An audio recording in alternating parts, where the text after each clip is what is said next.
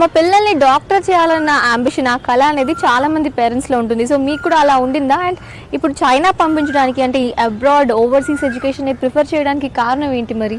ఇండియాలో చదువుకుంటే ఇండియా వరకే ఉండేటటువంటి ఒక నాలెడ్జ్, మన ఇంటర్నేషనల్ ఎక్స్పోజర్ అనేటటువంటిది కంపల్సరీ ఉండాలి. ఉంటేనే అతను ఆల్ రౌండ్ డెవలప్మెంట్ ఉంటుంది అనేటటువంటి ఉద్దేశంతో నేను చైనాకు మా పాపను ప్రిఫర్ చేశాను. చైనా కూడా ఎందుకు అని అంటే మన ఇండియాకు అంటే అక్కడ ఎడ్యుకేషన్ సిస్టము చాలా బాగున్నది అనేటటువంటిది నేను అన్ని రకాలుగా తెలుసుకొని ఈ చైనాకు పంపించడం అనేటటువంటి జరిగింది మేడం. సో మీ పాప ఇప్పుడు ఏ ఇయర్ చదువుతున్నారు అక్కడ చైనాలో?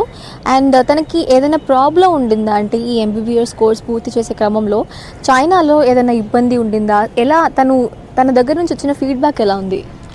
తన దగ్గర నుంచి వచ్చినటువంటి ఫీడ్బ్యాక్ చాలా బాగున్నది మేడం. చైనాలో అక్కడ బీజింగ్ పక్కనే laning medical university, international medical university, దాన్ని ఇప్పుడు జింజో యూనివర్సిటీగా మార్చారు పేరు. 2012లో తను జాయిన్ అయింది ఫస్ట్ ఇయర్. ఇప్పుడు రేపు జనవరిలో తన కోర్స్ అయిపోతుంది. కాబట్టి ఇప్పటి వరకు అయితే మేము ఏమి ఇబ్బందులు అనేటటువంటిది అయితే ఏమీ ఎదుర్కోలేదు. అంటే ఒక పేరెంట్గా ఇక్కడ ఎంబీబీఎస్ చేయడానికి, చైనాలో ఎంబీబీఎస్ చేయడానికి అకార్డింగ్ టు యూ తేడా ఏంటంటారు?